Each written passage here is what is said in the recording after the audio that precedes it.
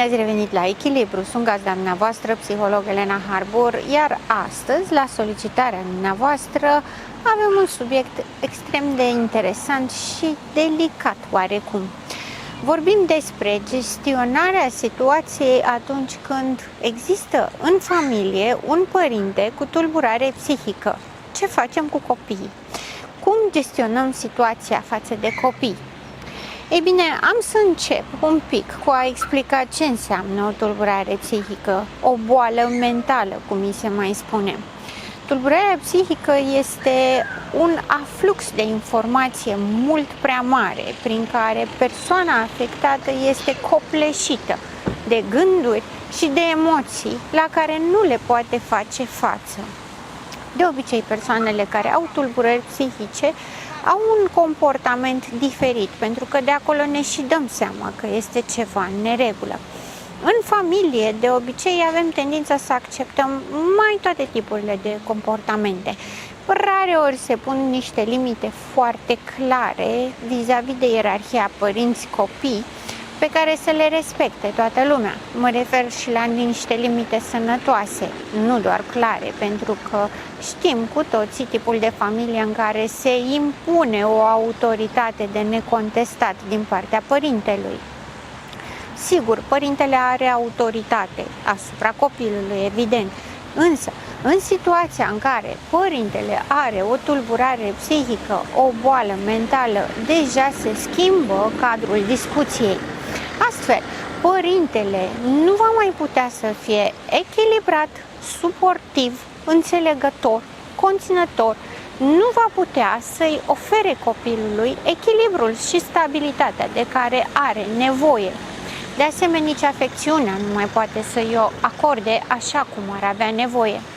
Și vorbim în acest caz de tulburările psihice în ideea în care copilul are nevoie de stabilitate, de afecțiune, de atenție, de răbdare, de toleranță și de o persoană echilibrată care să poată să-i explice foarte multe lucruri.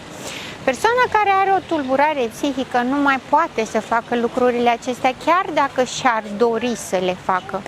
Pentru că, având o suprastimulare asupra creierului, ceea ce se întâmplă este că are oscilări de emoționalitate, devine în polaritate când prea nervos, când prea fericit, poate extaziat. Copilul nu mai știe ce să înțeleagă, ce este bine și ce nu este bine să facă. De asemenea, ajunge să pedepsească copilul pentru că întotdeauna există zona de agresivitate. Când suntem copleșiți de informații, avem prea multe lucruri, nu ne putem ține emoțiile sub control, clar se dezvoltă și partea de agresivitate, de la agresivitate verbală, la cea emoțională, până la cea fizică. Desigur, nimeni nu-și dorește să ajungă în acel punct, pentru că este un punct destul de critic. Însă, atunci când vorbim de un părinte cu o tulburare psihică, acest părinte nu mai are control pe ceea ce gândește sau pe ceea ce simte și, de cele mai multe ori, nici pe ceea ce face. După cum vorbeam mai devreme, unul dintre simptomele după care ne dăm seama că un membru din familie, în mod special părintele, că acum vorbim despre părinți, are aceste schimbări de dispoziție bruște și nejustificate, mai avem în vedere și intensitatea. Cât de mult, dacă exagerează, dacă explodează, cum s-ar spune în termeni populari, prea des și nejustificat, atunci avem în vedere o tulburare psihică. Mai mult decât atât, identificăm gândurile. Poate să fie extrem de suspicios sau paranoid, poate să se izoleze, poate să nu accepte nicio perspectivă, nicio altă idee de la nimeni, deținând singurul adevăr. Acesta este un mod prin care se protejează de multe informații pe care nu le poate înțelege, nu le poate percepe și ca atare nu poate da un răspuns adecvat. pe lângă tulburările în partea de emoționalitate despre care vorbeam mai devreme și tulburările cognitive care pot să fie și fuga de idei și pierderea discursului, pornește-le de la o idee, uită de la ce a plecat și unde vrea să ajungă sau vorbește mult, dar nu punctează nimic, nu are calitate în ceea ce spune, nu are coerență în ideile sale. Mai este și zona de comportament. În comportament, după cum spuneam mai devreme, deseori se ajunge la agresivitate. Un părinte cu tulburare mentală nu poate să-și controleze comportamentul în sensul de abuz. Abuzul psihic și emoțional înseamnă că părintele cu tulburare își acuză copilul de ceea ce face el, ca și părinte. Își acuză copilul că l-a provocat să devină agresiv fizic asupra lui. Îl ceartă, ridică tonul, îl jignește, îl minimizează și îi pune în responsabilitate tot ce ar trebui el să facă.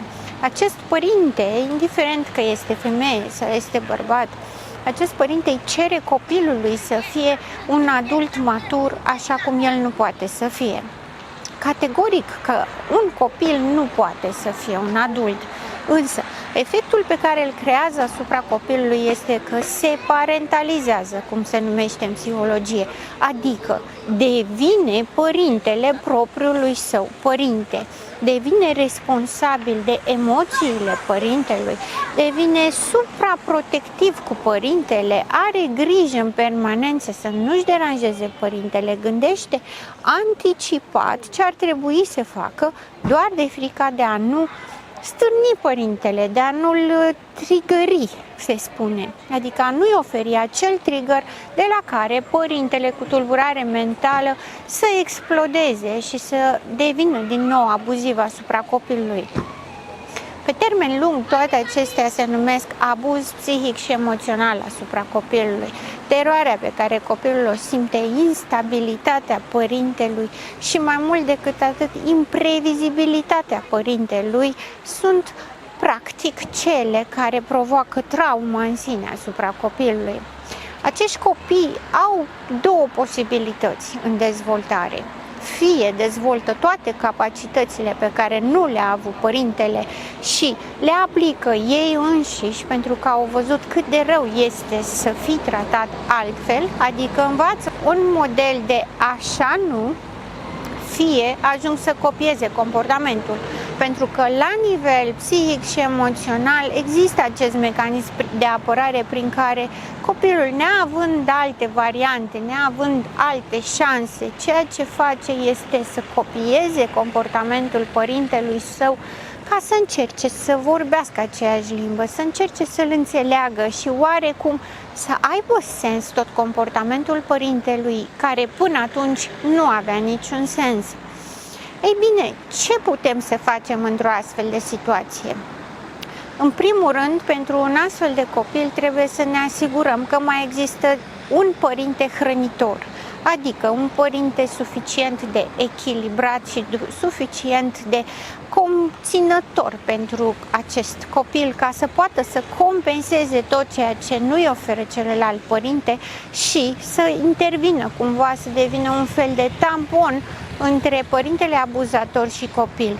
Cu astfel de copii trebuie să vorbim, trebuie să le explicăm ce înseamnă tulburarea psihică, ce înseamnă boala mentală, ce șanse sunt ca părintele său să fie echilibrat, să ofere iubirea de care are nevoie, pentru că realmente nu poate și nu putem doar să-i spunem copilului părintele tău nu te poate iubi, pentru că este foarte traumatic.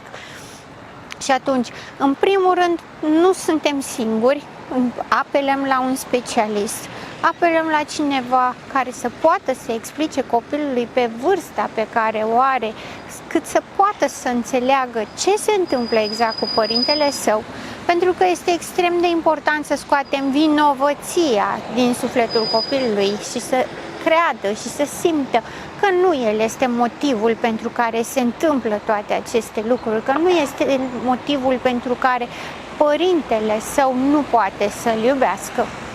De asemenea, Trebuie să explicăm ce înseamnă această tulburare și cum se manifestă ea, pentru că atunci când copilul știe ce urmează să se întâmple, impredictibilitatea pe care o oferă tulburarea psihică va mai scădea și atunci copilul are șansa și oportunitatea să beneficieze de nevoile sale reale, siguranță, confort, afecțiune.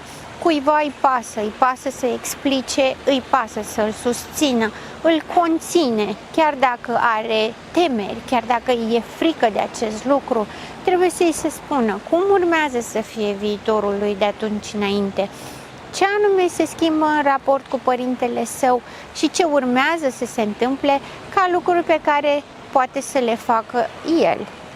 Pentru că da, putem să implicăm copilul în acest proces, că suntem obligați. Dacă ținem copilul în necunoștință de cauză și nu-i spunem ce se întâmplă cu părintele său, vom avea confuzii foarte mari care riscă să producă în copil o tulburare. Desigur, întotdeauna trebuie să avem în vedere mediul. Dacă nu mai avem încă un părinte hrănitor, pentru că deseori se întâmplă să fie amândoi părinții nehrănitori pentru copil, atunci trebuie să avem în vedere să mai fie cineva de la școală sau poate din cercul de prieteni sau poate un vecin, o vecină, cineva care să poată să joace acest rol substitut de părinte hrănitor. Avem obligația să oferim o șansă acestor copii, o șansă la viitor și o șansă la viață normală, pentru că realmente nu este vina lor pentru ceea ce trăiesc și fac părinții lor.